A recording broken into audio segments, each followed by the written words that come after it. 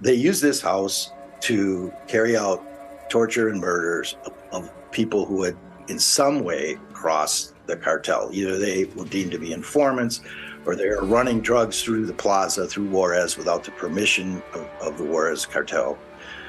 Or they happened to be, honest people who reported. In one case, they reported a drug warehouse to the federal law enforcers in Juarez, who then told the local cops, who were actually the cartel. There are like 13 of them in this night shift unit. They were the cartel. And they grabbed these guys and took them to the house and murdered them because they didn't want them, causing trouble about reporting, secret warehouses full of drugs, right? At the end of the day, there were a dozen people brought there and murdered with the help of this ICE informant. He was in charge of the house. He had people that worked for him that would open it up. They would call it a carne asada. This is a code word. Like, we're going to have a carne asada tonight. Open up the house. Record. I was recording him. I mean, it's documented. Some of the murders are documented. And the informant himself described the murders. And he says, well, if I wasn't involved, somebody would. These people were going to die anyway. So he recorded the first murder and brought it back to the ICE office, right? And they could have arrested Santillan before that first murder. They had the goods on him, but they wanted a bigger case, right? They wanted to take down the Juarez Cartel, and they just wanted this case to keep going. Well, they kept this case going, and after the first murder, they let him go back. And they just told him, don't record anymore. Welcome to Heroes Behind Headlines. I'm your host, Ralph Pizzulo. Our guest today is investigative journalist Bill Conroy, who has covered the war on drugs for decades. He's here to tell the true story of how and why a U.S.-paid Immigration and Customs Enforcement, or ICE, informant who played an important role in the infamous Juarez Cartel was allowed to participate in mass murder in Mexico with the knowledge of his law enforcement handlers and prosecutors, and how, when a DEA supervisor tried to expose that informant's role in the bloodshed, he was silenced. Bill Conroy tells all this in his heart-wrenching and powerful book, Dispatches from the House of Death. It's my great honor to welcome investigative journalist Bill Conroy as today's hero behind the headlines.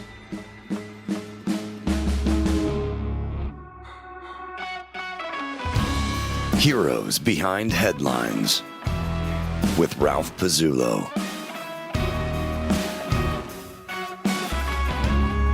So let's get into this. Can you tell us a little bit about your background? Yeah, I can go way back. It actually has some bearing on kind of why I'm interested in law enforcement and I guess organized crime. But I was, born in a small city in Wisconsin, just north of Milwaukee. Fond du Lac, it's called, and it means foot of the lake in the French, right? It was Marquette and Joliet came through there, and yeah. So a lot of Native American and French named city, Wisconsin. Multiple vowels in many cases. So, but so I was born there, like 1959. So I just when Castro, took over Cuba. Yeah. Of course, I didn't know that at the time. I was just trying to figure out what the world was, right, as you're growing up. Yeah, I'm still trying to figure that out. Yeah, well, that's a lifelong process. But I moved to Milwaukee, which was like an hour up the road, graduated from school there and started my reporting career. And a bunch of buddies of mine, we launched an alternative weekly there. Which is still publishing. We had to sell our interest in it long ago. We all got married and started having kids, and we couldn't really afford to ride it out, right? So that's what happened there. But I also worked for it was a startup at the time. It was a business journal chain. It eventually grew to 40 cities. And that's where I spent most of my career, is hopping around the country, working for different papers in that chain. That's kind of, back then, you didn't have remote work. So if you wanted to move up, you had to move. Yeah. It's kind of like military in many ways. And so I was dragging my family. I lived in 5 states. Wow. Where I did reporting. There's a reporter, editor, moving around in that chain. And we eventually, as the kids got to be school age, that was when they were like really young. We settled in San Antonio. I got an top editor's job there, and I said, let's just stay. We stayed there like 2 decades. Mm-hmm. And that's when I started, covering the drug war. Yeah. I did freelance correspondent. I was a freelance correspondent for this nonprofit online publication that was launched like 1999, 2000. And about 2003, I just started freelancing for them because it was all around me. And I had a bit of an outlet at the Business Journal there for a while, but then they shut me down because that's a long story. They didn't want me to do any more investigative reporting. Mm-hmm. As an editor, and it was causing too much heartburn, I think, for them. And that there's I don't know if people are familiar with Gary Webb, but sure. There's a after he died, I did a story on him and another author, Chuck Bowden, who wrote about the drug wars. Yeah, sure. Put it this way, he says, great writer. Yeah. Yeah, he said in the in the case of Gary Webb, he was one of, if not the best investigative reporters in the country. And what his story taught me is in this business, you can collect a paycheck every 2 weeks as long as you don't draw blood. Chuck Bowden was an American nonfiction author, journalist, and essayist based in Las Cruces, New Mexico, who is best known for his work documenting violence on the U.S.-Mexico border, especially in and around Ciudad Juarez. His many excellent books include El Sicario and Murder City. Gary Webb was a Pulitzer Prize-winning journalist, best known for the eye-opening 3-part CIA 1996 expose he wrote for the San Jose Mercury News entitled Dark Alliance, the story behind the crack explosion. In it, Webb tied the Central Intelligence Agency to the spread of crack cocaine on the streets of Los Angeles and other major cities. Those ties came via the CIA's funding of Nicaraguan Contra rebels fighting the socialist Sandinista government of Nicaragua. In turn, those Contra forces smuggled and sold crack cocaine in the United States, raising further funds for their counter-revolutionary effort. Gary Webb's suspicious death in 2004 was ruled a suicide. And there's a lot of truth to that. Yeah. But I had a good publisher. He stuck by me and said, as long there's no problem freelancing for Narco News as long as it doesn't get bigger or interfere with your job here as the editor. I don't want to read headlines about your work at Narco News that overshadow what you're doing here. Right. I don't know exactly what that meant, but I meant I had a low profile. All right. Yeah. And I continued reporting. And so going on with my life story. So I was born in this like working class Irish Catholic family. I'm one of those fallen Catholics. The church didn't do itself any favors over the decades. Why that's the case. But I had 4 siblings. We had 5 kids in the family. So typical at the time, now considered a huge family. Yeah.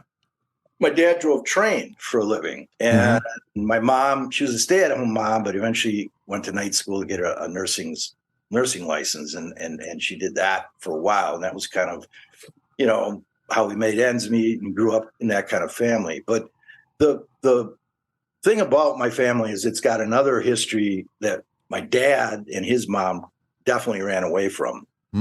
It traces back to Chicago. And I remember going there as a kid and never, my first experience in Chicago was like, sneaking out of the apartment, my grandfather's apartment at the time, with I think 1 or 2 of my brothers. And we couldn't have been, I don't know, we weren't even in, we were young. Like we shouldn't have been doing that. We go into this McDonald's and I just remember like 2 cops walking. I was waiting to get served. Of course, I thought I should be served. I don't know if I had a few bucks in my pocket from my grandfather or whatever. They wouldn't wait on us. And all of a sudden, these two cops walk in and they get served in front of us. Yeah. And they didn't have to pay. Yeah. And it's just like, wow, what's this? Yeah. You know, how do I do that? Yeah, right. So Yeah. I just have that memory. But at any rate, the reason we have Chicago roots is my dad's father, but more so his uncles and an extended family, were really part of what, you know, is best described as the Irish mob, right? Which was joined at the hip at the time with the Chicago political machine. Sure. This is the Prohibition era I'm talking about. Yeah. And it was bad enough that one of my dad's uncles got whacked for double crossing the mob in a booze run from Canada. Wow. They actually finished him off in the hospital. And they also, and that's the family story. And they also took the time to murder his sister by running her down with a car. So it was kind of like, it was serious stuff. Pretty rough. Yeah. And so my grandma took my dad and his brother and got the heck out of Chicago. They wanted no part of it. Yeah. And that was her husband that was murdered. Wow. And then she remarried and they moved to Fond du Lac, which is where my dad, grew up. And they later tried to recruit him and offer him a free ride to college, and so forth. But he just said, I don't want any part of these people. Yeah. So he said no to him, which, was, and he basically grew up, graduated high school, and then joined the Navy during the Korean War. Mm-hmm. Still talks about that. He was like in the high technology era at the time. Basically, he's a radar specialist. That was pretty new. Yeah, it was new. Yeah. Yeah, and he rose up for an enlisted man. He got as high as he could get, and so he had good memories of it. He's 91. He's still alive. He still talks about that time. Wow. Then he later landed the job on the railroad. So that was kind of what I grew up. And I didn't really know much of this until maybe later in high school, and I learned how the world worked. Yeah, worked more, and then into college in my early years. Yeah. So you had this family background of people not dealing drugs, but the equivalent of the time, which was illegal alcohol, which was exactly. And this whole the similarities or it seems that what's going on with the drug war was very similar in aspects, at least sure it is, the law enforcement, organized crime aspects as to what we had in Prohibition, or at least my family history. Yeah, and on a personal level as well. That's there, and we don't talk about it a lot because how people can react to it, but it's like distant history. And literally, I knew my grandfather, of course, but all these people that were like tangentially, involved in this, I didn't run across them. I mean, they kept the kids. They just, didn't. Wasn't something anybody talked about. Yeah, and they cut ties. I mean, it got talked about, but it was one of those things where you'd overhear them, talking about. And my grandma was like allegedly at one point it was bad enough. She was, at some dinner with Al Capone, right? But she was just like a kid, like 20s, and she was an attractive woman. So who knows all the circumstances? But she was quite a firecracker. And she knew her. She was very world wise. Yeah. But that was kind of just I didn't have any direct. Did you think that was in the back of your head when you started getting into the investigating the narco wars and along the border? Yeah, I definitely had an influence because I was curious, like, what is this world and why do I know so little about it? But I was touched by it, and at least in a distance. Interesting. My great grandparents or great uncles and all that a ways back. Right. But what really got me, directly involved is, while I was in San Antonio, which is like a couple hours drive from the border, the reality of the drug war is all around you. San Antonio is like the first big city you come to across the Texas border, and that's, there's quite a number of it's majority Latino. When I was there, I think it was 65% of the city is Latino. Yeah. And many of them with roots in Mexico or family roots in Mexico. So it's just something that was in the air in the city. And, there was obviously all along the border in order to move drugs, through the across the border bridges in Texas, The first big highway is 10. Once you reach 10, you can hit the country, and 35 goes north. And so San Antonio is at the intersection of all that. Yeah. And I remember covering a story for the Business Journal. I actually did some of the reporting on this for the Business Journal until they shut me down on it.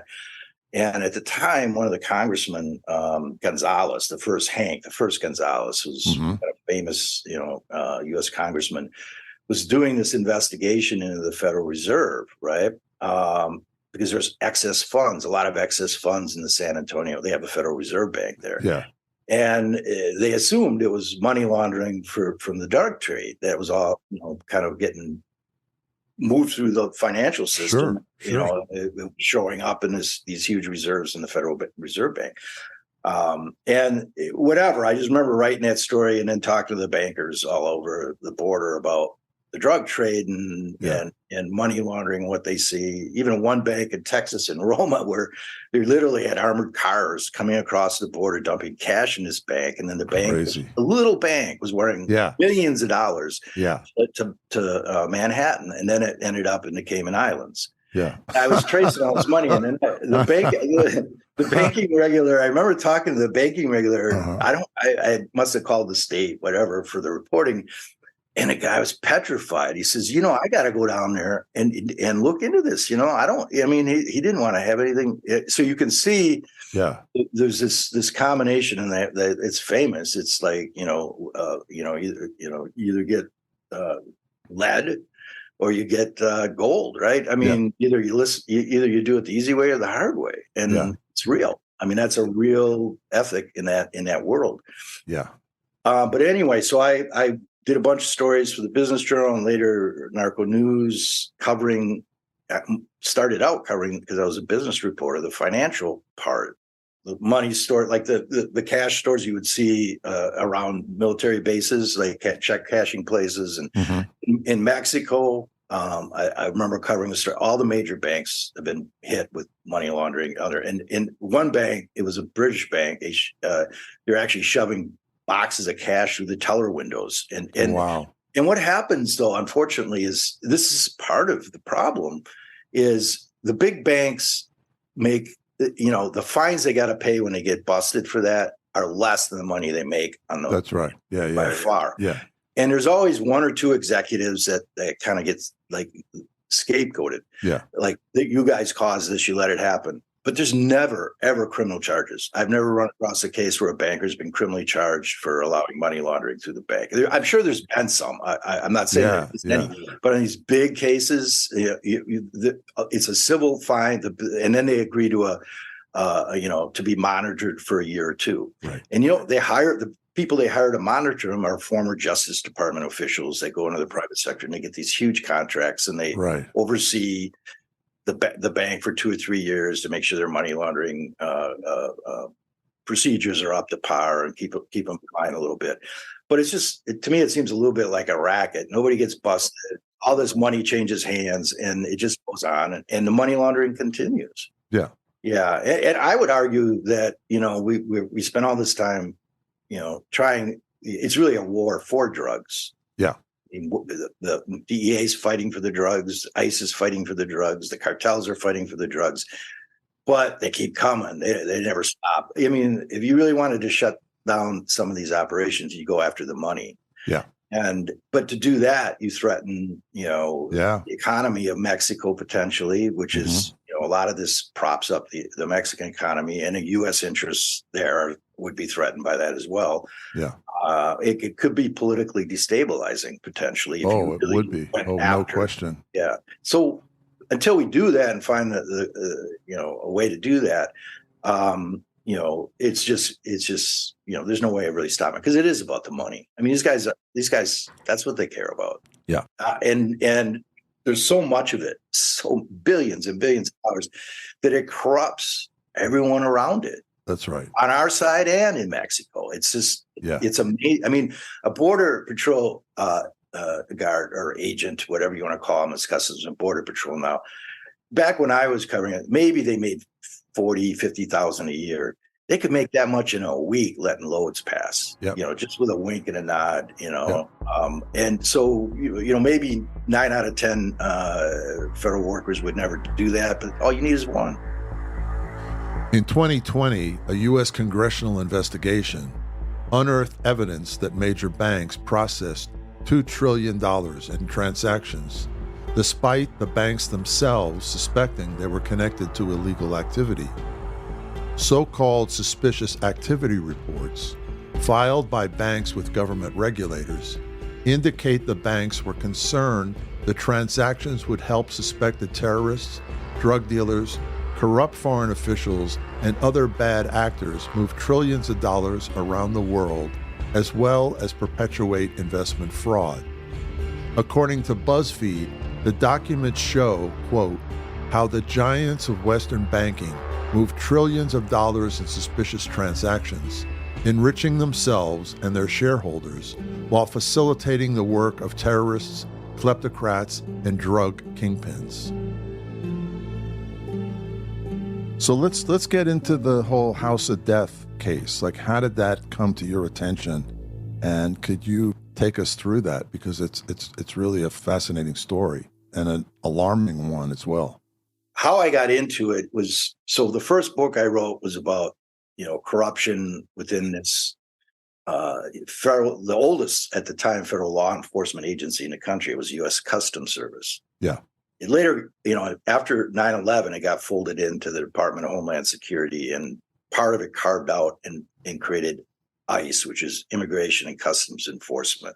Yeah. This is like 9/11, so we're looking, by the time I came upon the story, it was 2003, and that's just when Homeland Security is getting stood up. I mean, these guys at ICE didn't even have badges yet, right? Wow. It was that new, and so that was part of why I think this series of events happened. So ICE was, really gung-ho to make a name for itself. Mm-hmm. There's a lot of turf rivalry. DEA, ICE, FBI were all involved in this multinational and the Mexican government in this binational investigation into the Juarez Cartel. The goal was to disrupt and dismantle the cartel in Juarez across the border from El Paso, Texas. Yeah. Which is about a 7-hour drive from San Antonio, which in Texas is really nothing. Yeah. Yeah. I actually went to first grade there.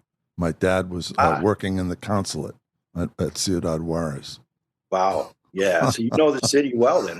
It's a tiny little, city, a dusty little place. Well, it was, yeah. But by the time I was there, it was bigger than El Paso. It was about a million, Wow. two. It wasn't huge, but it sprawled all along the border. Yeah. And, then you had El Paso kind of on top looking on it. And El Paso was kind of the shiny city on the hill if you look across from the border. But you couldn't get there because there was the river and the fencing and all the border patrol on both sides. It was even militarized to a degree back then.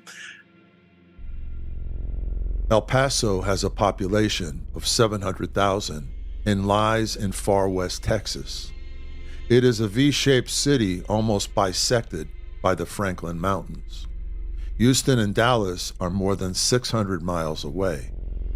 Much closer across a guarded fence, and the Rio Grande, which there is a little wider than a stream, lies Ciudad Juarez. On the western side of the Mexican city are the barrios, dirt streets of ramshackle huts without sanitation, built from discarded wood and tires, whose inhabitants live in the sight of the gleaming offices of downtown El Paso. Eastern Juarez, in contrast, is the country club district, where gated developments are patrolled by security guards who protect armored palaces of marble with columns and fountains. Most of the money in this area comes from drugs. Los Narcos control not only Juarez, but the wider state of Chihuahua, ruling through corruption and fear. One organization is paramount, the Juarez Cartel, led by Vicente Carrillo Fuentes. Because of the reporting I had done, I had a pretty extensive source network with DEA and ICE and to a degree with CIA, NSA, which has a presence in San Antonio, and maybe to a lesser degree the FBI. But I had done a previous series where I actually did have a couple pretty deep FBI sources. So, that kind of led me, and if you start covering that world and you cover the issues that matter to them. Yeah. And I was told this by a top guy at Customs at the time, actually one of the, the very top. He said, if you're honest and you report honestly on issues that are of concern to these folks, you're going to find they're going to come out of the woodwork. Yeah. Because there's just they got a lot to talk about. Yeah. Yeah. And if they can trust you, trust it, if you're not going to give them up in sourcing and so forth. Yeah. So that was the big thing is once you get a reputation that, literally you won't, divulge your sources. Yeah. Then, you're going to get people, and this is before WikiLeaks. I mean, you'll get things leaked to you. You're going to, they started coming out of the woodwork. So one of the things that happened is I was told about this case in Juarez. Yeah. The Mexican newspapers had reported on that this house, they had dug up 12 bodies in the backyard. It's like, at the time it was shocking, and nowadays it's standard, right? Everyone knows about these things, but it was rare that this happened, and it was, it's called a narcofosa. It's these people were buried by the cartel in the back of this house. And so one of the DEA guys that I had previously encountered or dealt with some of my prior coverage, Sandalio Gonzalez, was in the thick of this thing. He was the head of the El Paso DEA office at the time this house was discovered. And so, my source said, you should talk to Sandy. You should talk to Sandy about this. And of course, at the time it was difficult because it was, he was still with DEA. And so, I had to deal with a lot of off the record, or not off the record, but on background sourcing. Right. And I wrote the first story in May of 2004 on what I got from all my sourcing and so forth. And the long and short of it is what happened is the Juarez Cartel was taking people, a cell of the Juarez Cartel, because there is no true cartel. I mean, that's like OPEC. They don't have a monopoly. There's multiple criminal organizations competing for turf. It all revolves around what they call the plazas and the drug routes, right? The major plazas on the Texas border are Laredo, El Paso, and then, that to the far, because El Paso's in far west Texas, Laredo's kind of southern, more in the tip of Texas. And there's a few other Eagle Pass, a few other border crossings.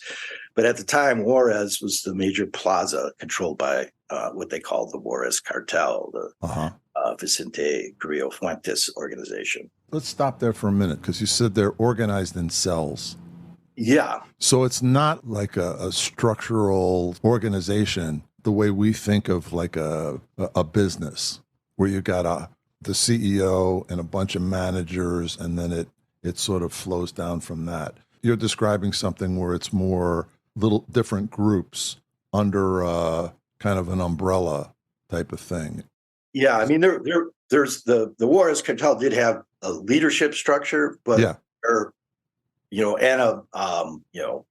people that would work, I guess, directly for them to a degree. But most of the operations are carried out by these criminal gangs that are loyal to the cartel for either because they're of riches or threats of death, but they're loyal to the cartel leadership.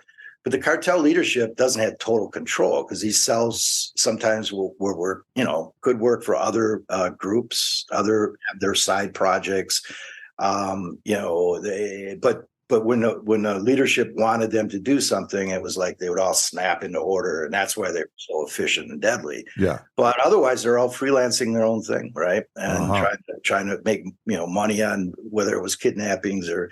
If they ran loads, they give tribute to the cartel, and the cartel structure had like a city leader, and then and I never got inside the cartel structure, who the people were per se, except this is the key part to the story. One of those people who was pretty high up in the Juarez Cartel as a head of one of their major criminal cells or gangs was a guy named Santillan, Herberto Santillan. And under him was this other guy who, was named Ramirez Pero. We didn't know his name at the time, but he was on the payroll of ICE. Yeah. He was an informant for the U.S. government. At the same time, he was in the leadership structure of the Juarez Cartel. Wow. And they used this house to carry out torture and murders of people who had in some way crossed the cartel. Either they were deemed to be informants or they are running drugs through the plaza, through Juarez, without the permission of the Juarez Cartel. Right. Or they happened to be, honest people who reported.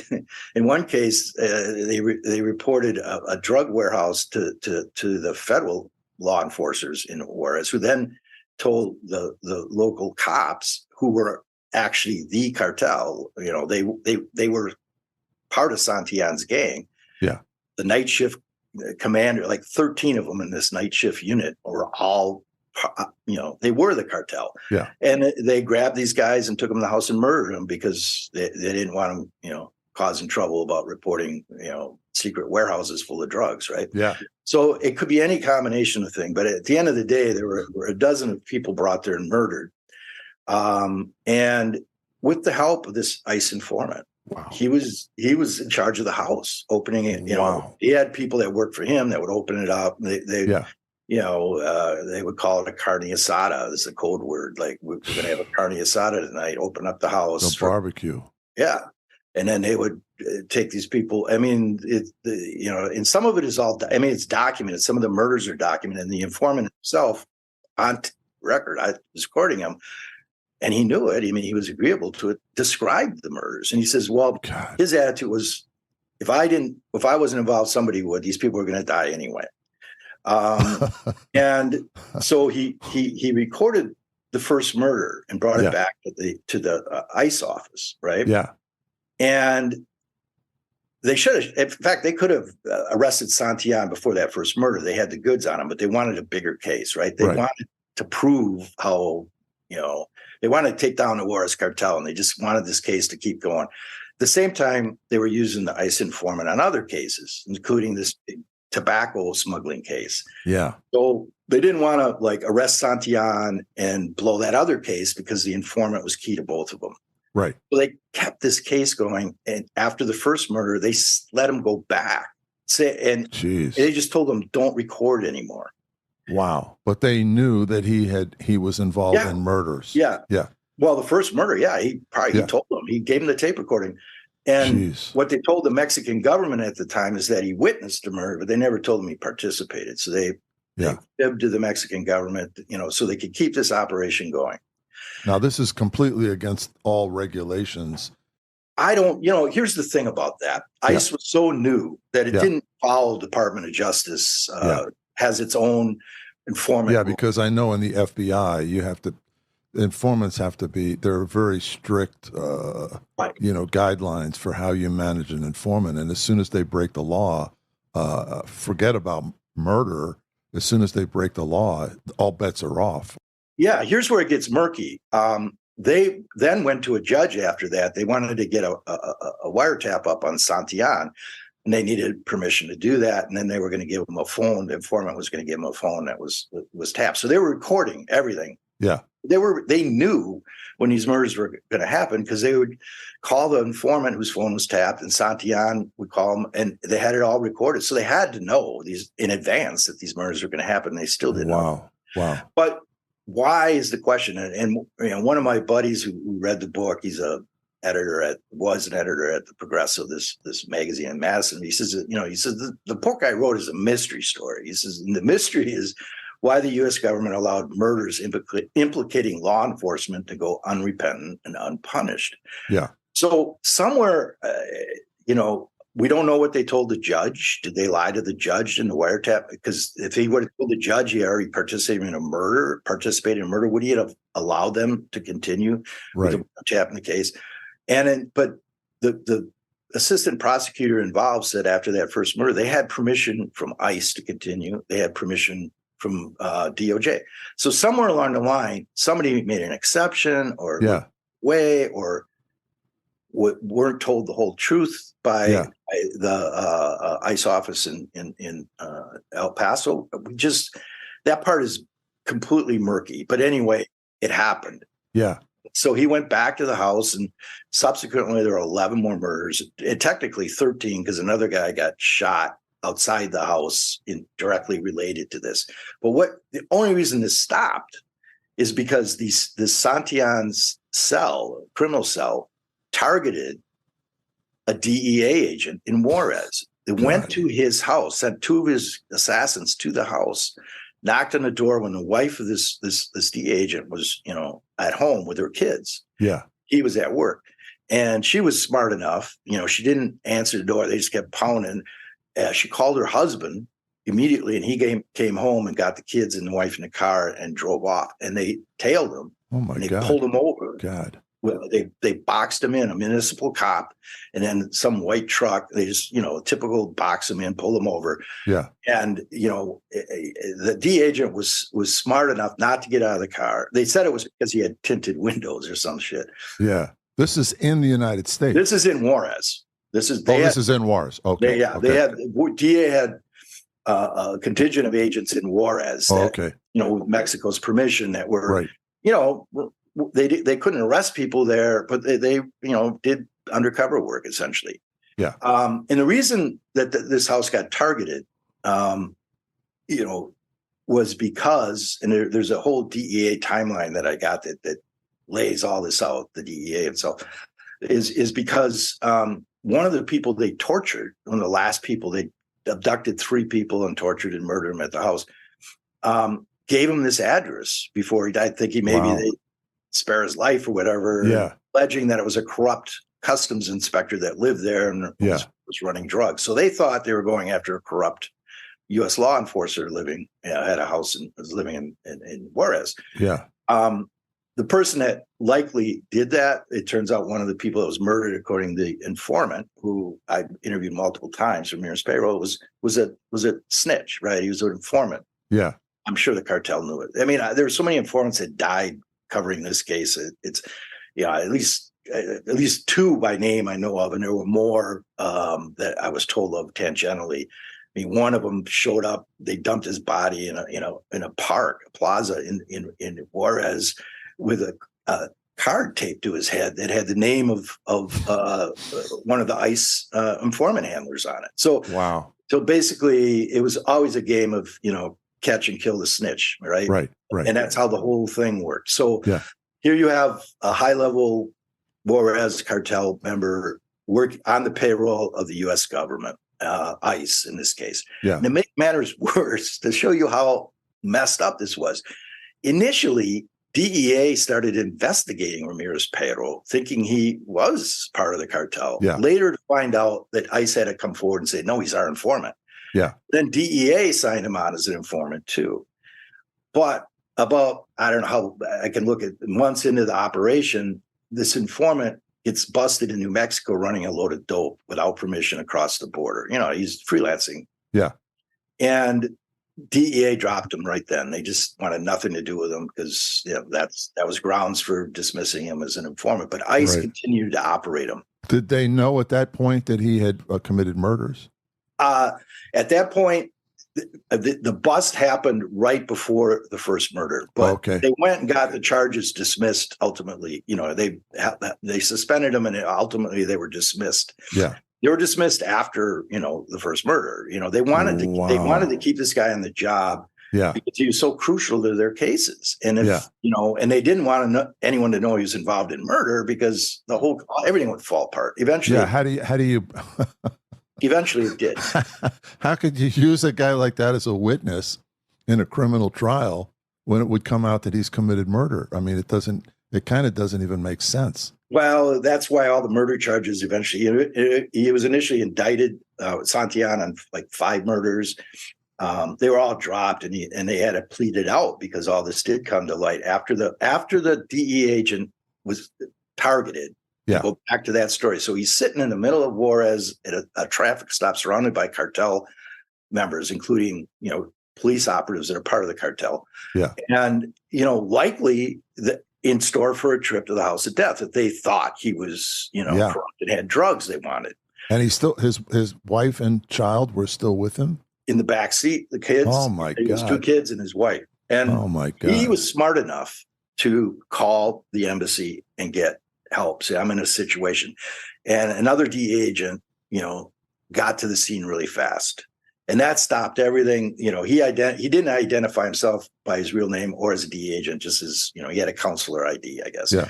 And that caused enough pause that Santillan, the head of the criminal cell, his guys that had stopped the DEA agents called Santillan. Santillan called the ICE informant, right, who's in El Paso. And he had, this guy is so slick. He had convinced Santillan that, he had all these contacts of corrupt people inside ICE. Yeah. And so Santillan calls him and say, what's going on? They called it the 3 letters, meaning they didn't in Mexico, whether it was DEA or ICE. It's all the same to them. Yeah. And, so the informant then talks to his ICE handlers and say, this guy's in real danger. You got to get him out of here. Yeah. He backs Santillan off for that moment. Yeah. Right. And so the traffic stop disbands. And, so by just, smart thinking on their feet, these DEA agents saved their lives. And the informant filled in the blanks so that, Santillan backed off. Yeah. And, then because they didn't know how bad the threat was, who else was compromised, who else they might go after, they had to evacuate all the ICE agents. All the DEA agents from Juarez. Yeah. And they brought him back to El Paso and put him in, Sandy had to put him up, Sandario Gonzalez, who's the head of the El Paso ICE office. He wasn't in charge of the Juarez office. That was out of Mexico City. Yeah. But that's how he ended up in the middle of this. And he was outraged by this. Yeah. Because he knew this informant's history. And he knew that, he described him as a homicidal informant who was endangering the lives of DEA agents. Yeah. And that ICE was just totally out of control. This had to be shut down. Yeah. And he wrote a letter to the U.S. attorney that made its way to the U.S. attorney. He wrote it to his counterpart at ICE. Yeah. And that got CC'd to the U.S. attorney. Johnny this is Sandy Gonzalez. Sandy Gonzalez. So it was all internal. He followed proper channels. But because he wrote that letter, the U.S. attorney went through the ceiling because it was discoverable, right? Sandy Gonzalez was an honest DEA agent who called out discrimination and wrongdoing. In 2000, while serving as a second in command of the DEA's South Florida field office, he blew the whistle on his colleagues in Miami who stole 10 kilos of cocaine from a drug bust and tried to cover it up. His reward for doing that was his involuntary transfer to Texas, where he blew the whistle on the House of Death cover-up. In 2006, he was vindicated in the first case when a federal grand jury in Miami found the DEA discriminated against him by retaliating with a transfer to another job in Texas in 2001. Now they couldn't hide it. Now, this case, all these cases were potentially compromised. So they shut Sandy down. So they were more worried about it being discoverable than the fact that they had an informer who was a paid informant who was murdering people. Correct. Yeah. They wanted to salvage whatever they could on the case. And so, that shut down the informant in that situation. And they had a plea deal. They had to plead it out because the attorney representing Santillan, who was actually a very sharp attorney, but represented a lot of, mob or cartel cases in that area, had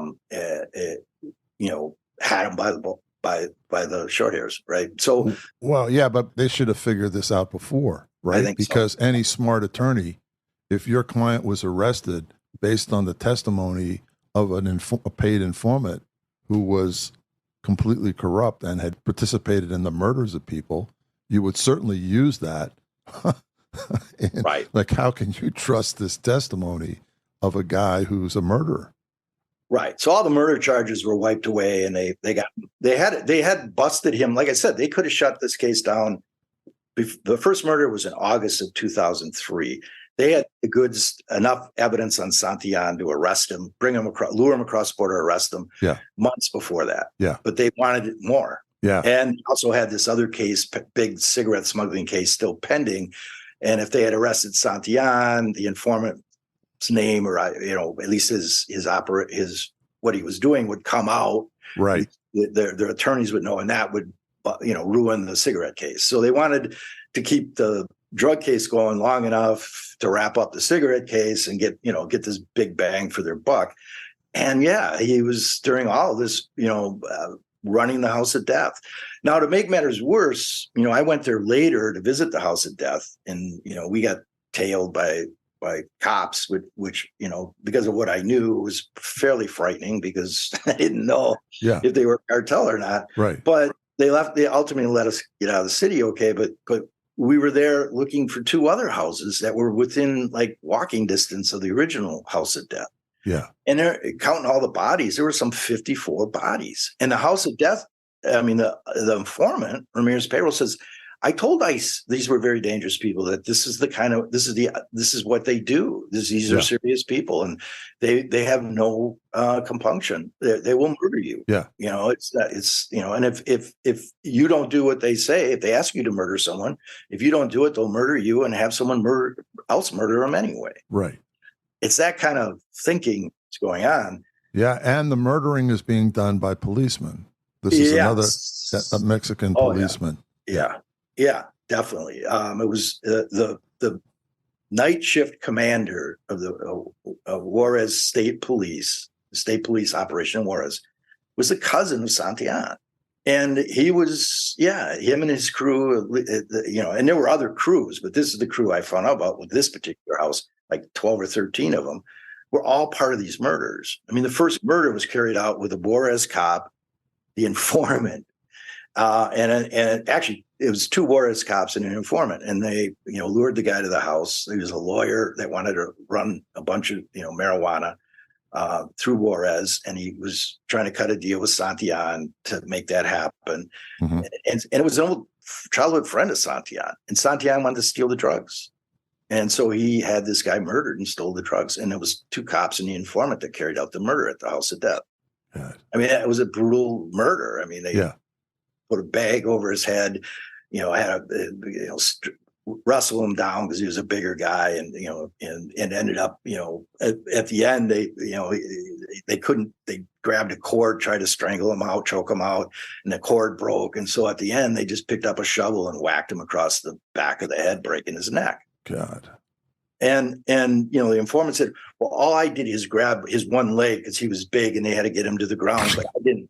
And so he was trying to say, I didn't hit him with a shovel, but yeah. And so, but this all ends up in a report. There's a memo in the book that describes he had to report it to his ICE handlers. And so they had all this and on tape, but he was authorized to continue to go back there. And that it went on from August of 2003 until February of 2000, or January, February of 2004. There was a dozen murders, and that's when it all blew apart, when the DEA agent and his wife were threatened. Yeah. Now, how far up the chain of command did this knowledge go? Were these reports going? Was it just local ICE supervisors, or? It went higher. It went to there were at least a deputy attorney general level, wow, to Sutton, a little, and then into Washington. What I was told, though, but I could never get confirmation, it went all the way to the attorney general. Wow. Ashcroft at the time. And the deputy attorney general who really ran DOJ day to day at the time, James Comey, who's lionized. James Comey, yeah. But, they knew about it after the fact and were part of the cover-up. whether and how high it got, whether it got to Comey, for the authorization to continue using this informant after he had murdered someone. I don't have that evidence. I just have it after the fact that they were definitely aware. It did go up. There's an affidavit that the assistant U.S. attorney that was prosecuting the case said she had gotten the approvals through the ICE chain of command, and through the attorney general. It was like up to at least into Washington level of approvals. Whether they had to go higher. That's all in this report they won't release. There was after this all happened, the ICE and DEA, it was a mess. They hated each other. They didn't trust each other. So they commissioned ICE and DEA because of all, what happened. The DEA you got to understand, one of their own. This was fresh in the mind of when Kiki Camarena got murdered. Right. In Mexico. And all that backstory. So DEA is extremely sensitive to this, right? Sure. And so there was just incredible friction between ICE and DEA. Yeah. They tried to blame it on Sandy, saying his letter was inflammatory and he caused it. But, that was just a crock, right? Yeah, this happened. Yeah. They all knew. And nobody came forward or has come forward since and said, hey, I heard about this and I objected, back in 2003 or early 2004.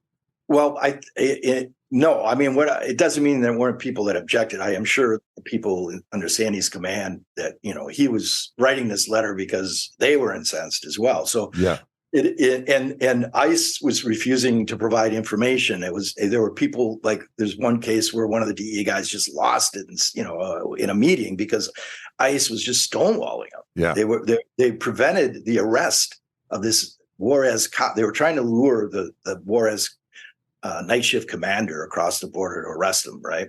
Yeah. But they wanted to use the informant who was close to him to help do that, but ICE refused. I mean, ICE just wouldn't. Wow. Was stonewalling DEA on this immensely. That's part of the reason Sandy wrote the letter. Let's talk about Sandy's letter because he's the supervisor of DEA in El Paso, and he hears about this. He's the one who finally says, "Hey, I got to protest." Like he's the one who sticks his neck out. Right. Yeah. And he said that his commander, who was, like number 2 at DEA, encouraged him to get involved. Okay. And all this went to a trial because Sandy ended up, having to sue, and he won. And that's all in the book, in the transcript from what all these folks said. In 2004, at the time of the House of Death murders, the Juarez Cartel was led by Vicente Carrillo Fuentes, who the U.S. State Department claimed was responsible for shipping billions of dollars of cocaine and marijuana into the United States. It was later learned that his cartel had penetrated all levels of Mexican law enforcement. One of Fuentes' key lieutenants, and a man notorious for savage acts of violence, was known as El Ingeniero, the engineer. His real name was Heriberto Santillán Tabares.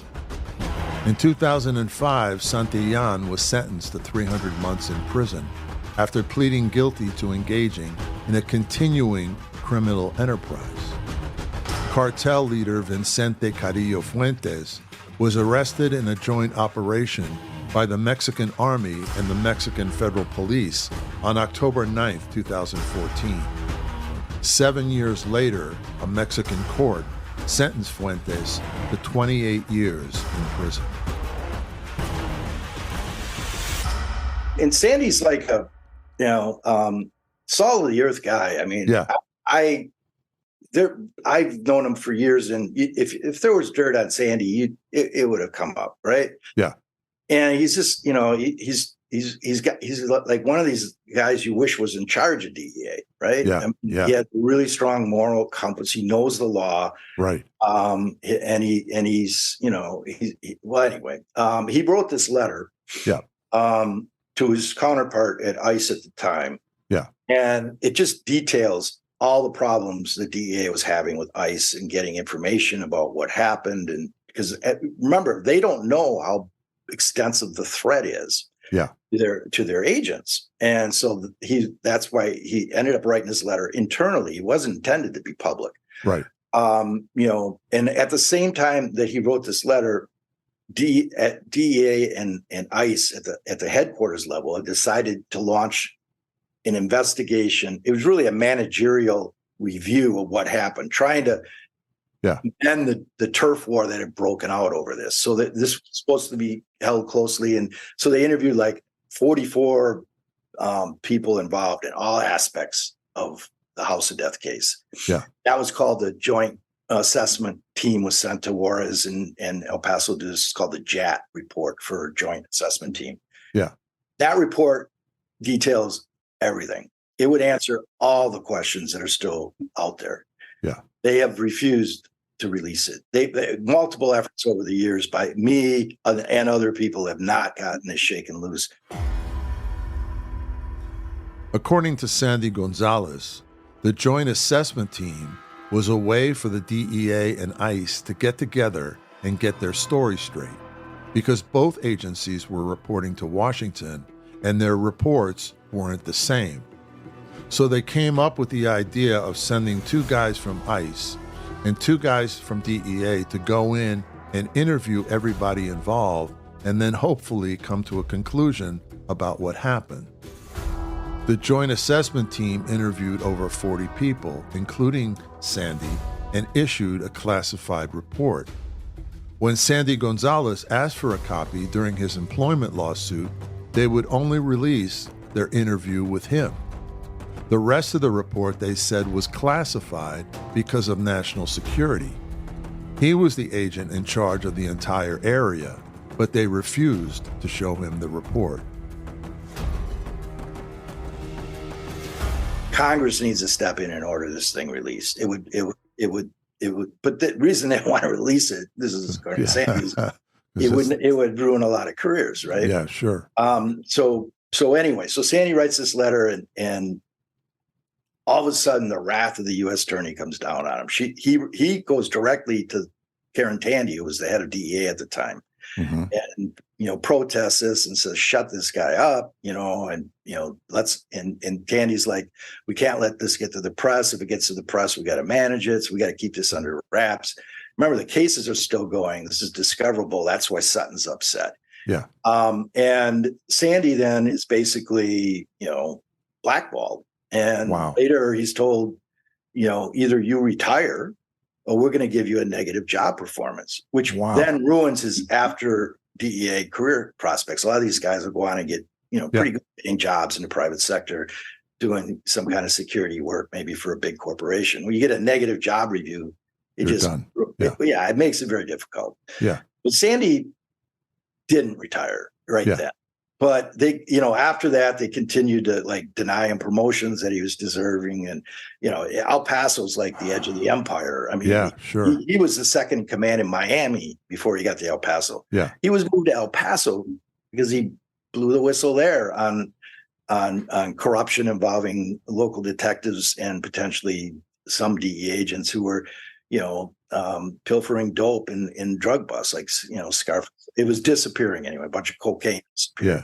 And that caused a big ruckus there because he called it out. And so he ends up, from the second in command of arguably at the time the most important DA outpost in the country he got a promotion to be the head of the El Paso field office. But, who wanted to be in El Paso? I mean, it was El Paso and Miami. It's a big gap. Yeah, but he did his job, right? And so he ends up again, and this is in the book. It lays out, in detail what Andy his past, records. But these always boil down to this was in Miami. It was an informant issue too. Yeah.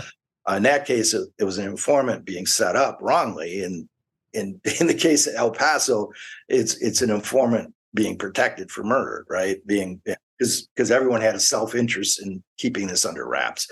So that was saying, so this comes out, but the letter is still secret. Nobody knows it's there. Yeah. Until I do a FOIA, Freedom of Information Act request. Yeah. And I got the letter. I mean, I shouldn't have somehow, but it was in there. And I had the whole thing. I had everything. And we did a series of reports, like 6 of them out based on that and other information from this FOIA request. And sure enough, within several weeks of that, ICE agents show up at my door at my house, and then later at my office, and they pull me into the office and ask for my sources and threatening to subpoena me and sick Johnny Sutton on me if I don't reveal my sources. Wow. And it took me years to figure out why that happened, but those ICE agents, they opened a case because I had called ICE public relations saying I have a document. It was a different document. It was another ICE mess up where they were, the memo made it look like they were altering terrorism-related records in their files so they could keep them and not move them to the Joint Terrorism Task Force base that was being, or Joint Terrorism database that was being set up, and the FBI was in charge of that. So wanted to recode some of these cases so they wouldn't go to the FBI. Essentially, that's what that was. Yeah. But that memo had been leaked to me, and I wrote about it several months earlier. But within weeks of this Sandy's letter surfacing. Yeah, that really hit a nerve. Yeah. And the person that authorized it turns out, was the head of ICE investigations, who was in charge of like 6,000 agents. She was the one that was really in the hot seat for what was being exposed here because she was in charge of all these people. Right. And she sicked these ICE agents on me. In that case, basically, I was supposed to be a witness, right? Yeah. They wanted to know who leaked these documents. That was ostensibly.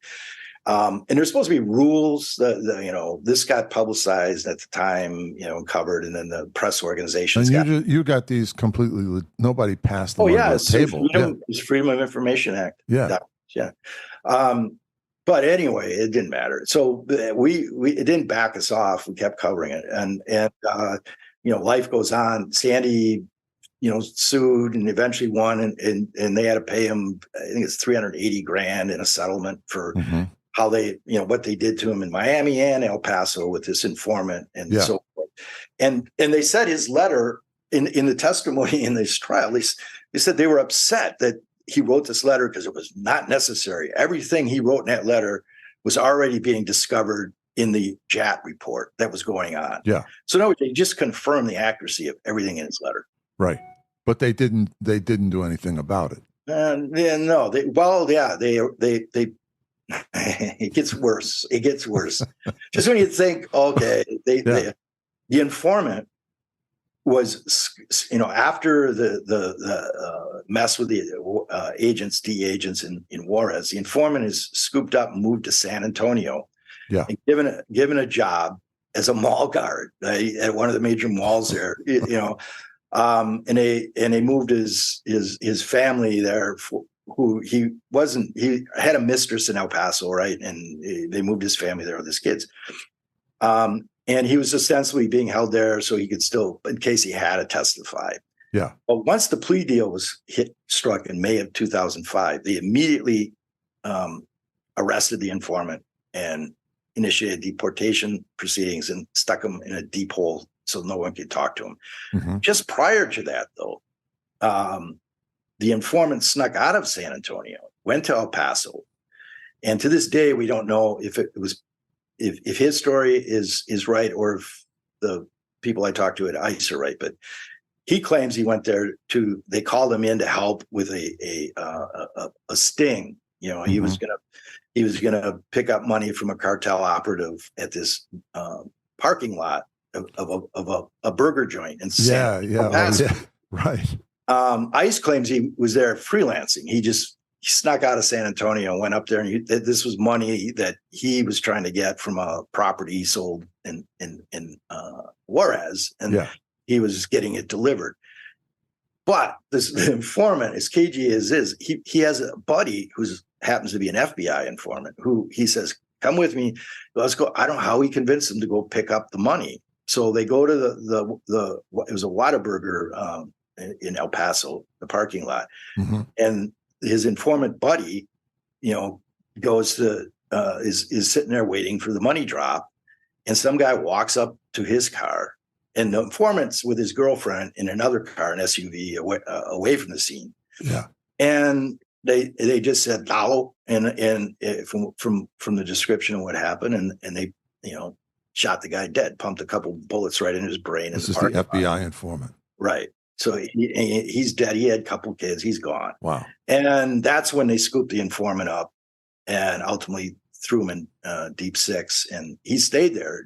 Press couldn't get to him. No one could get to him. And they initiated deportation proceedings against the informant, trying to deport him to Mexico, where the informant claimed he would be murdered by the people he betrayed, because they knew. Sure. Well, that makes pretty good sense. Yeah. Yeah. But, so this goes on for years, and eventually the informant wins his case and is released. They use the UN Convention Against Torture. Yeah. It's like a precedent-setting case. It went to the U.S. Court of Appeals, 8th Circuit, I think, Minnesota, where they essentially, for the first time on the record, agreed that the Mexican government is part of the cartel. And then they got into this whole thing. Well, if the cops murder you with, as part of the cartel, are they technically working for the state, or are they working for the cartel? And so that was a whole argument. And if they had been working for the cartel and the state wasn't liable, or really they were using state power to do it, right, then he would have gone back. But they are ultimately agreed that the cartel, the cops are the cartel. And, they compared it to what happened in the South, like when they pulled over those 3 civil rights workers, the cops did, and ultimately those guys were murdered. And they said, they call it like the color of law. So were those people acting in their official capacity as, I think, or was that Mississippi where that happened? Yeah, Mississippi. Is Mississippi cops, or were they just acting as part of the Ku Klux Klan? Yeah. And, ultimately it's both. Right. Right. Of course. Of course. Yeah. Yeah. And that's a similar situation here. So he's released, and, and at that point he kind of goes off the radar, and I later find out he was driving truck around the country, and, initially I think he had a job at Target, and then he was driving truck around the country. And, the book goes into, later he surfaces, and I follow up what happened, and he's ultimately arrested in Miami in another drug deal, and he's in jail now for real for the first time. He didn't have a record in the United States up until that point. Wow. He there was there's a lot in between that. Yeah. But essentially, so he's sitting in jail. Santillan's sitting in jail. Santillan gets out, if he's not out already, this summer. And Ramirez Pero, the ICE informant, cop, somewhat of a sweetheart deal. The FBI had arrested him in Miami, but he'll be out in several years, right? I think he got 7 in time served. He'll be out 3 years or so. And one of the ICE agents I talked to said, "Hey, we made a big mistake with this guy, because we let him in the office. He knows how our operations work." Yeah. And said, one day he may become one of the cartel leaders. Sure. He sounds like a really capable guy. And he's connected in Mexico, his family, extended family. Yeah. As you describe in your book, he is not like an El Chapo kind of character. He's like a middle class. He grew up in a middle class family. Yeah. Yeah. Very, very well educated. And, he's proven himself to be a pretty dangerous person. I mean, I don't know, Ralph, I'm sure you've talked to folks like this, and that's the danger with even, I think, agents handling people like this. They end up being handled by the informant, ones that are smart enough, because they're playing both sides against the middle. So who knows what he was telling the cartel? He was probably telling them all about ICE. That's how they, saying, well, whatever story he told them, and then he'd go back and tell ICE about the cartel. And he's walking this really dangerous, bridge between the two. And, and when you talk to him, he's like, well, whatever's happened is ordained by God. He has this kind of, a lot of them fall to this religious stuff. Yeah. Like, I don't know if they believe it or not, but he's like, they're going to, it's in God's hands. Yeah. And then he said something which certainly doesn't apply to him, but he said why a lot of these people get involved in the drug trade that are dirt poor. He says, many of them think this way. They'd rather have 5 years of a glorious life and women, drugs, and money, right, than 20 or 30 years of poverty and despair. So they're willing to risk their lives, and knowing likely they'll die in 5-6 years in this business, right, than go the other route and just, there's a certain personality that has to be attracted to that. Sure. Clearly, he couldn't stay away from it.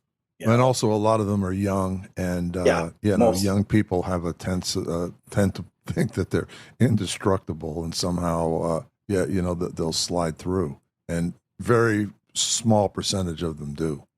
Exactly. And that's who doesn't die. And there are these 20, 30-year-olds are a part of these, these cells, these gangs that align with a particular cartel and all, but they also break away. I mean, when Juarez broke into all this violence right around 2008, when the president of Mexico declared his war on cartels and sent in the military and the federal police, who themselves are, have added corruption inside of that, were there not only to enforce the law, obviously.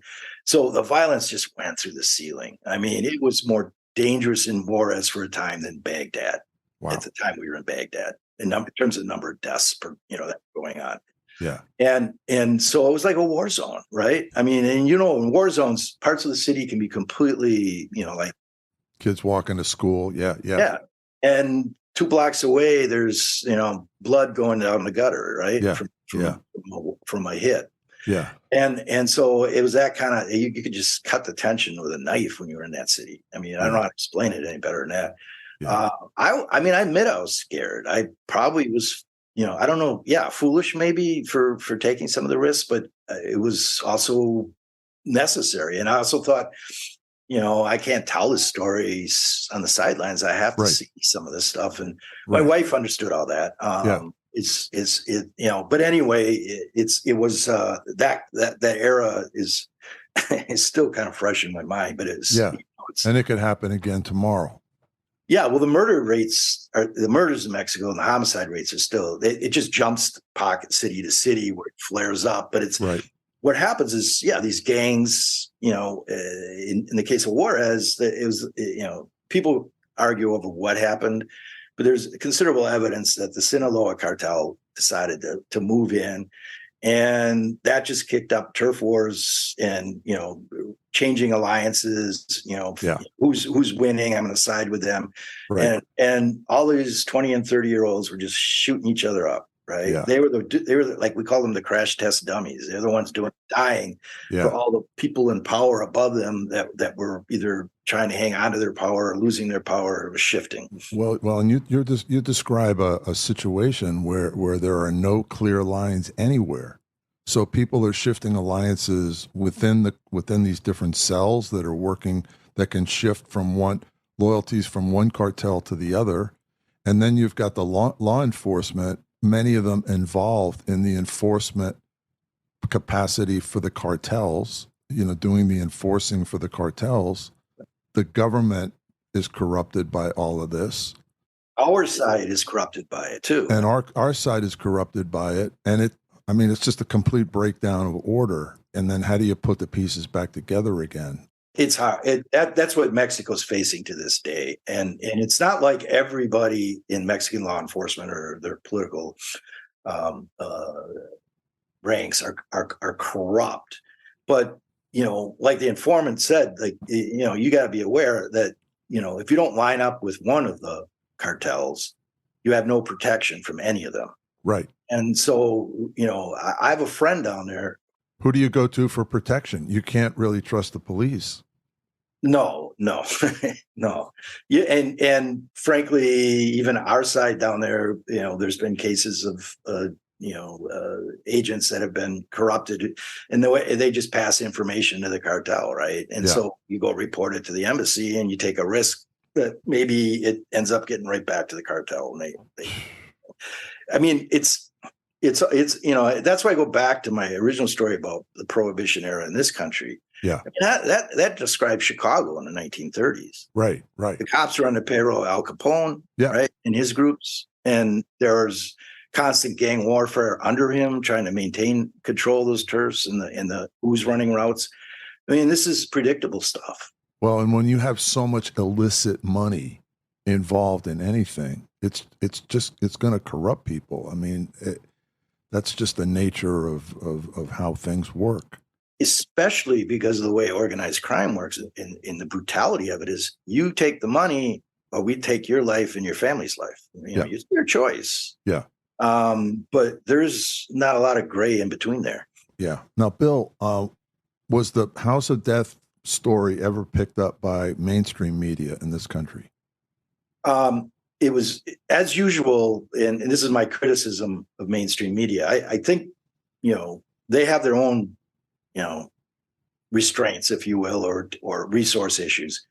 But it's very kind of, I call it like helicoptering in, and they'll do, it's episodic. So they'll cover the story. They never cover the cover up. They just cover, I call it the drug war pornography. Well, the cover up is the real story in this case. Yeah. And it has not really at all been covered. There's been a few reports here and there over the years that try to kind of tell this story, but Sandy's letter, the cover up, all of that's what this book details. It's more about figuring out why this happened. Yeah. And the bigger story here is not, even though it matters a lot, not the bloodshed. It definitely is the front of the story, but behind it is why we reacted, why our law enforcement agencies reacted this way, and why Mexico is like it is, given the dynamics at play.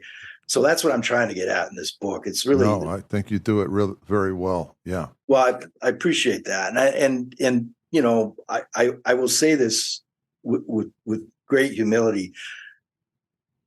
This book I felt a responsibility to write it because a lot of people took risks coming forward to talk to me about what happened. And, they've suffered far more than I ever will. And for telling the truth. And, journalists in Mexico that cover this stuff get killed.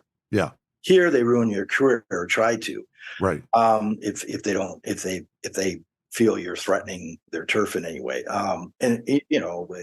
That's just, I guess, normal human reaction is you're going after me, I'm going to go after you, No, but we're dealing, you're highlighting something that is very pernicious and very dangerous, because like, if this isn't stopped, I mean, this can corrupt our whole country eventually, right? Because if our law enforcement people are covering it up and not playing by the rules and not punishing those who don't play by the rules, and if whistleblowers like Sandy are, punished for coming forward, you break down the whole rule of law, which is, what our society is based on.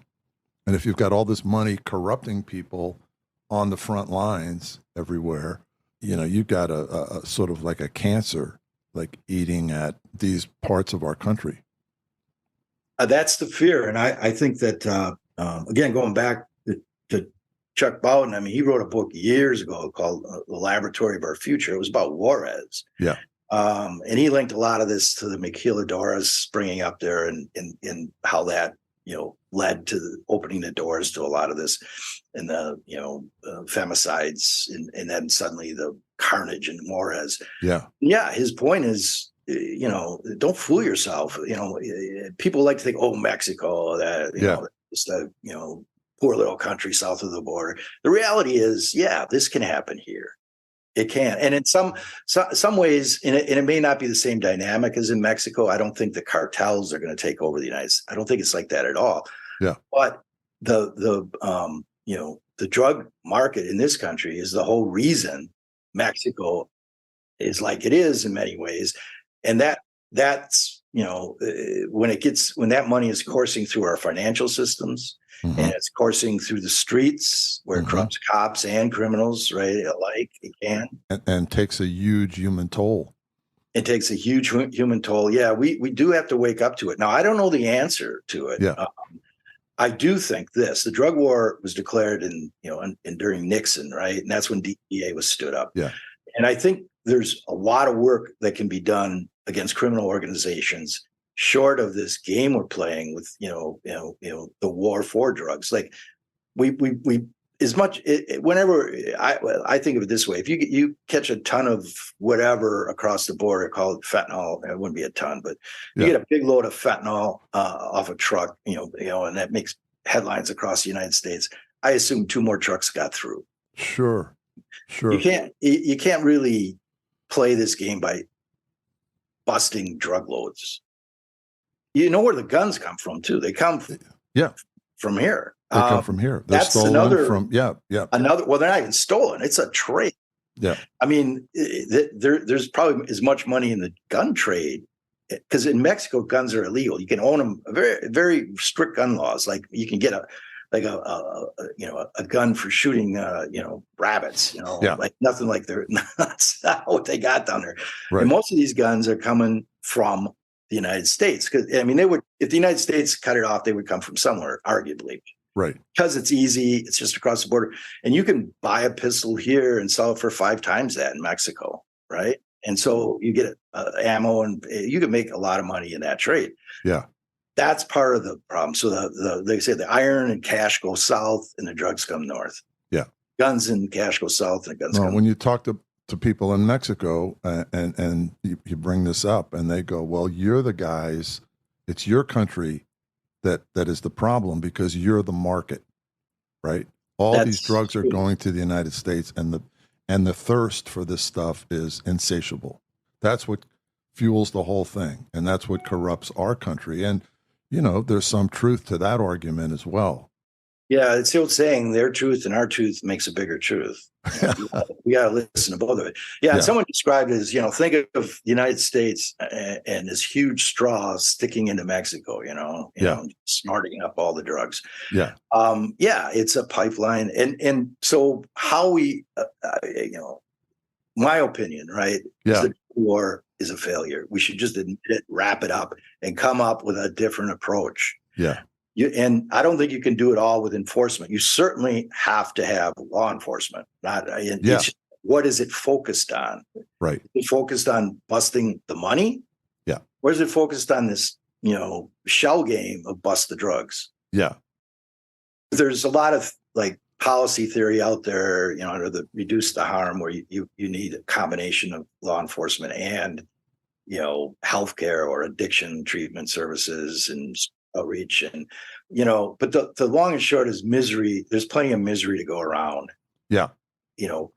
Curing people's misery is very difficult, and so that's why I say it can seem overwhelming and throw up your arms and just say there's nothing we can do. But I'm of the mindset that nothing really changes unless you take that first step toward change, and absolutely, and then anything is possible once you are in that mode. And we're sending billions of dollars south to Mexican law enforcement and military when we know large pockets of them are corrupted, and we're almost arming our own demise in a way. I mean, on the other hand, if we don't do that, the cartels will definitely have the upper hand. So it's just like I said, one of my friends, his wife had a brother who was a cop in Mexico, one of the honest ones. He was murdered. Yeah. If you look at the stats for the number of murdered law enforcers in Mexico, it's astronomical. Judges too. Judges, public officials. Yeah. Some of them are working for rival cartels, no doubt, but some of them are just honest cops that were trying to do their job, and maybe naively, but whatever, and they just got crossways with the cartels for some reason. It is a horrible situation there. The murder rate is compared, here there's more, it's like 14, we're 7 months into this year. There's like 15,000 murders, homicides in Mexico linked to the drug war. On a per capita basis, that's just, way above what's happening in the United States by magnitudes of 10. And so we think, well, that's their problem. But it's not. No, it's not. No, it's their problem and our problem because it's all linked. By this drug war that is by any measures, if you look at it, a complete failure. And I think you're right that there's a lot of agents on the front line that see this and see the disconnect in Washington and all the political games that go on. And it's so easy to bust your morale. And once you bust the morale of the line guys, you end up with more problems. Sure. And people that go into the field are questionable then too, right? I mean, right. It's just you've heard stories, but again, I don't want to overplay this because people think, well, the cartels are invading the United States. These cartels are just, they're like the same criminal organizations we have here. They all have the same purpose, right? They just transfer, the allegiances flow across. They're international in nature. Yeah. I mean, you have drugs coursing through Africa, from Africa into it's Europe. Worldwide. Yeah, sure. Yeah.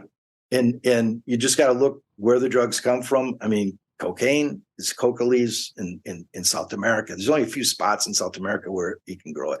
Yeah. And, marijuana and heroin, you can actually grow opium in Mexico, but the best stuff comes from Asia. And these markets, these drug routes are ancient. Yeah. Yeah. They've been, this has been going on for a long time. Yeah. So better minds than me have to be put to bear on this problem. But this book and just my coverage of the drug war, I'm of the mindset. Readers got to make up their own mind. What's, really enlightening about your book is that, like, this is just one case. Right. And it was so egregious. And the cover-up went all the way to the top of the Justice Department.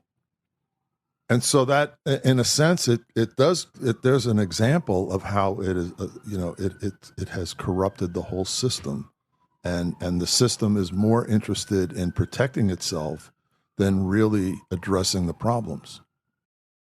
Yeah, and there's so many reasons. There's so many parties involved with various interests, self-interests, and the continuing turf battles between agencies that, how do you solve that? I mean, they talk about the deep state, and I have a lot of issues with people that claim there's some giant conspiracy. I mean, no human's that smart. No group of humans are that smart. Right. This is just wrong incentives and too much self-interest. And then a lot of little cliquey, good old boy, or whatever you want to call them, networks that over years. In the back of it is money.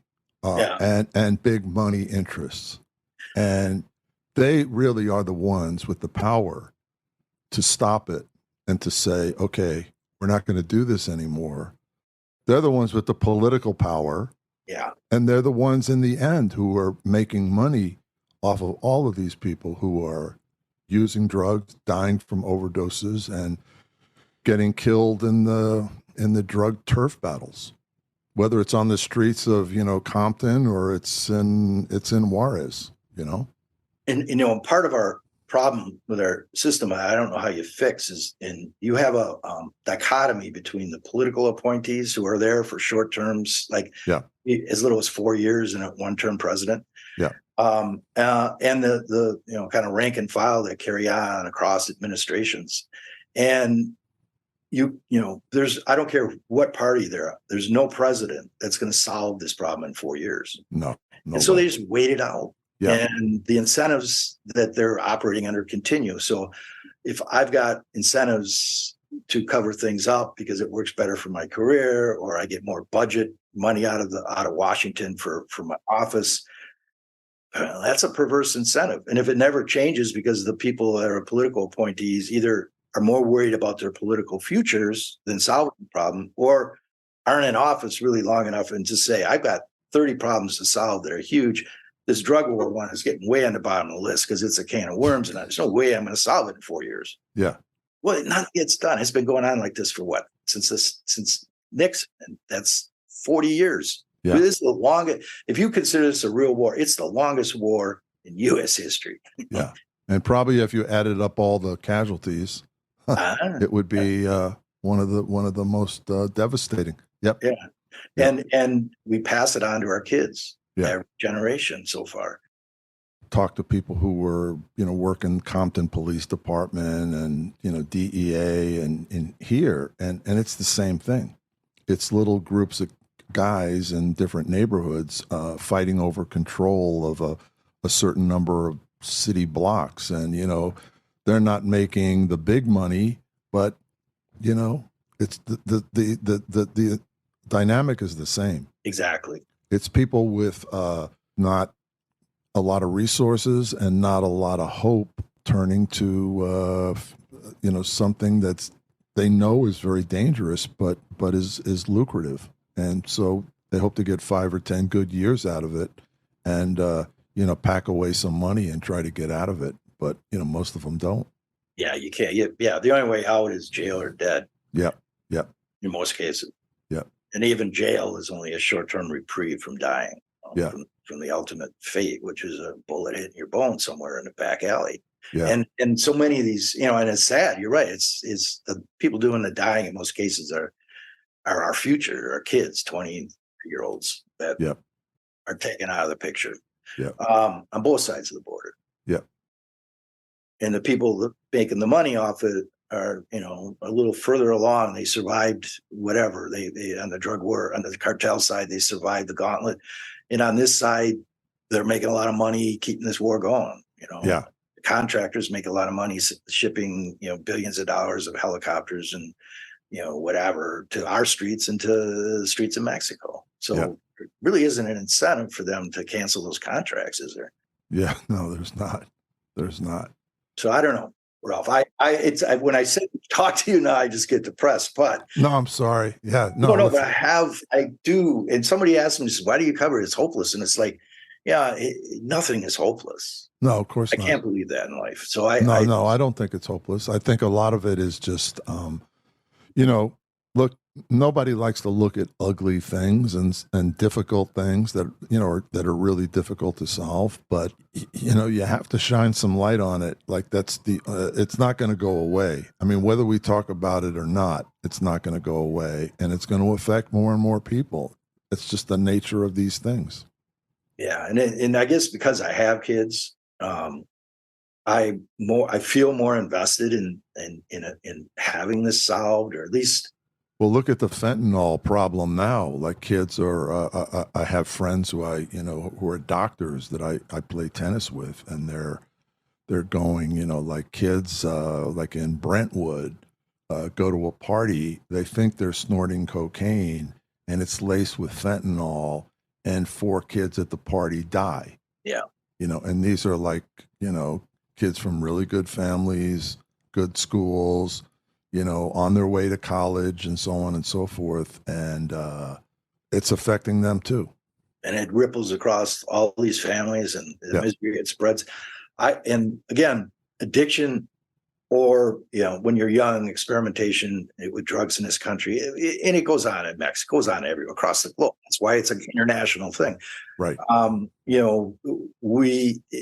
live in Washington now, in Seattle, and, this is one of the states that, as California has legalized cannabis. Yeah. The House of Death case involved cannabis. They were dealing with loads of marijuana. Right. So I would argue cannabis has greatly reduced the profit margin on marijuana for the cartels. Yeah. So what do? They shift to different drugs. I mean, or they shift to different rackets. Right. And also, as we bust these so-called kingpins, it's, the term sowing dragon's teeth. It literally just fractures whatever structure was there in this so-called cartel. And you have these turf wars break out among the gangs and cells that were part of this one unit that now are fighting for control of the whole thing. And that's where the bloodshed, it comes. And then if you're buying product through these cartels, you got the same thing. Who am I buying from today? And first of all, there's the heightened fear that creates the murders of informants. Like, is there a snitch in there? And then on top of that, am I dealing with who I think I'm dealing with? If I buy it from the wrong guy that's on the hit list of a rival cartel, then I just invited trouble in my door. Yeah. So it's a highly, very fluid and dangerous business to be in. My last thought on this is, that I gotta believe that, good can kind of overcome evil. Yeah. But we got to recognize that both of those exist in the human heart, and it's really up to us to make the right choice here. The societal cost of illegal drug abuse and disease premature death, lost productivity, theft, violence, and broken families, as well as the cost of interdiction, law enforcement, prosecution, incarceration, and probation are enormous and far greater than the value of the sales of the drugs themselves. And the amount of illegal drugs coming into our country from Mexico continues to increase every year. Mexico's former public safety secretary, Genaro Garcia Luna, estimated that cartels send a stunning $64 billion worth of drugs into the U.S. every year. The DEA reports that while 70 to 80% of fentanyl from 2014 to 2019 came from China, Mexico is now the dominant source of fentanyl in the U.S. And fentanyl, which is 50 times more powerful than heroin, killed over 170,000 people in the United States last year. While 90% of all cocaine seized in the United States in 2015 was of Colombian origin, according to the State Department, about 90% first transited through Mexico. Other dangerous drugs routinely trafficked through Mexico in huge quantities include methamphetamine and heroin. Clearly, we're not winning our 5 decades-long war on drugs. Investigative reporter Bill Conroy, in his important book, Dispatches from the House of Death, dives deep into the heart of the drug war and helps to explain why it is a failure. I thank him for his brave reporting.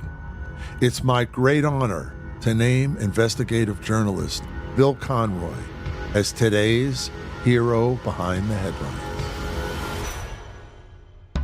Heroes Behind Headlines. Executive producer Ralph Pizzulo. Produced and engineered by Mike Dawson. Music provided by Extreme Music. For exclusive content, please join our Patreon group at patreon.com/heroesbehindheadlines.